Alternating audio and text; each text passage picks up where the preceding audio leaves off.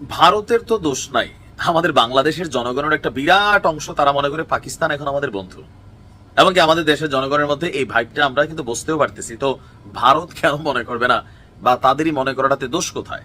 আর ভারতে এই মুহূর্তে তাদের গণমাধ্যমগুলো বা বিভিন্ন রাজনৈতিক নেতারা ডক্টর মোহাম্মদ ইউনূসকে পুরোপুরি পাকিস্তানের দোসর হিসাবেই, বা কেউ কেউ কটাক্ষ করে মোল্লা ইউনূস নাম পর্যন্ত তারা দিচ্ছে। কেন? যে বাংলাদেশকে পাকিস্তান দখল করে ফেলতেছে। ইভেন গেল কয়েকদিন আগে ভারতের সেনাপ্রধান তিনি কিন্তু একটা অদ্ভুত দাবি করেছিলেন, যেটা নিয়ে সরকারের পক্ষ থেকে বিবৃতি দেওয়া হয়েছে, যে বাংলাদেশের ভেতর দিয়ে এসে ভারতের গোয়েন্দারা চিকেন স্ন্যাককে নাকি দেখা গেছিল, আর এটা সরকারের অনুমতি নেওয়া হয়েছে। এই যখন অবস্থা, এই মুহূর্তে বাংলাদেশের উপর বিশ্বাস রাখতে পারতেছে না ভারত আগের মতন, যে যদি কোনো একটা ঘটনা ঘটে ভারত বাংলাদেশের অবস্থান কি হবে, মিত্র নাকি শত্রু। তো পরিস্থিতি যা দেখা যাচ্ছে শত্রু হবে, এমনকি বাংলাদেশ এই মুহূর্তে শত্রুতামি করবে, এটাই বাস্তবতা। তো ভারত তাদের এই সকল বাস্তবতাকে মাথায় রেখে এবার বাংলাদেশকে পাকিস্তানের বন্ধু ভেবে সীমান্তে অস্থিতিশীল পরিস্থিতি সৃষ্টির আশঙ্কায় বাংলাদেশ এবং মিয়ানমার সংলগ্ন এবং বাংলাদেশ এবং ভারত সংলগ্ন বিভিন্ন এলাকাগুলোতে নজরদারি জোরদার করা হয়েছে। অনেক জায়গায় বিএসএফ সেনা সদস্যদের উপস্থিতিও বাড়ানো হয়েছে।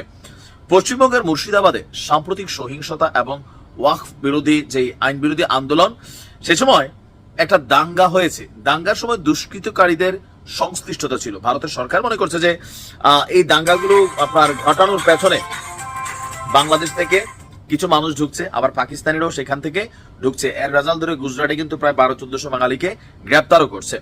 তো সেই দাঙ্গায় যখন 3 জন নিহত এবং শতাধিক আহত হয়েছেন, কেন্দ্রীয় সরকারের কাছে জমা দেওয়া প্রতিবেদনে দাবি করা হয় ওই সহিংসতা উস্কে দিতে বাংলাদেশি উপদ্রবকারীরা জড়িত ছিল। কারণ এটা হয়েছেও বাংলাদেশের বিভিন্ন জায়গায়, এটা নিয়ে আন্দোলন হয়েছে, সমন্বয়করা কথা বলছে ভারতের এই ইস্যুগুলোতে।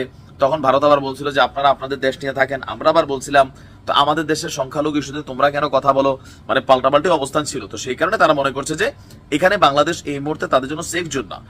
এই প্রেক্ষাপটে ভারতীয় বাহিনী বাংলাদেশের সীমান্ত জুড়ে টহল এবং নজরদারি জোরদার করেছে। গোয়েন্দা সংস্থাগুলোর আশঙ্কা পূর্বাঞ্চলীয় সীমান্ত ব্যবহার করে অনুপ্রবেশ কিংবা বিশৃঙ্খলার চেষ্টা ঘটতে পারে আপনার ভারতে। একদিকে নিয়ন্ত্রণ রেখাতে যখন ভারত পাকিস্তানের মধ্যে একটা উত্তেজনা চলছে, অপরদিকে বাংলাদেশের মধ্যেও আপনার যে রাজনৈতিক বক্তব্যগুলা বা বিভিন্ন বক্তব্যগুলো, এগুলোকে স্বাভাবিক ভারত তাদের গোয়েন্দা সংস্থার মাধ্যমে হোক, বিভিন্ন ভাষাভাষীদের মাধ্যমে হোক, এগুলোকে কিন্তু নজরদারি করছে। এখন উত্তর পশ্চিম সীমান্তের পাশাপাশি পূর্বাঞ্চলেও পরিস্থিতি সরবভাবে পর্যবেক্ষণ করছে ভারতের সরকার।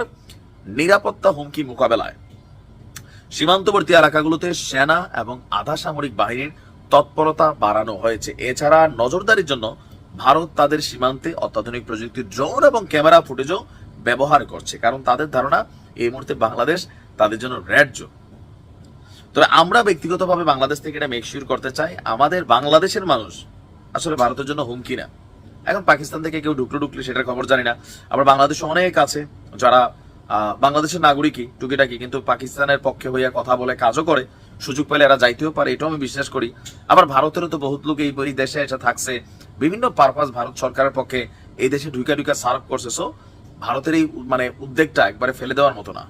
তবে বাংলাদেশের জনগণ, আমরা যারা বিভিন্ন ইস্যুতে ভারতের প্রতি আমাদের গোসা আছে, রাজনৈতিক দলগুলোর উপর রাগ আছে, কিন্তু একটা রাষ্ট্রের মধ্যে সন্ত্রাসী কার্যকলাপ চালাতে বাংলাদেশের ভূমি আমরা কখনোই ব্যবহার করতে দিব না। এটাই বাস্তবতা। ভালো থাকুন।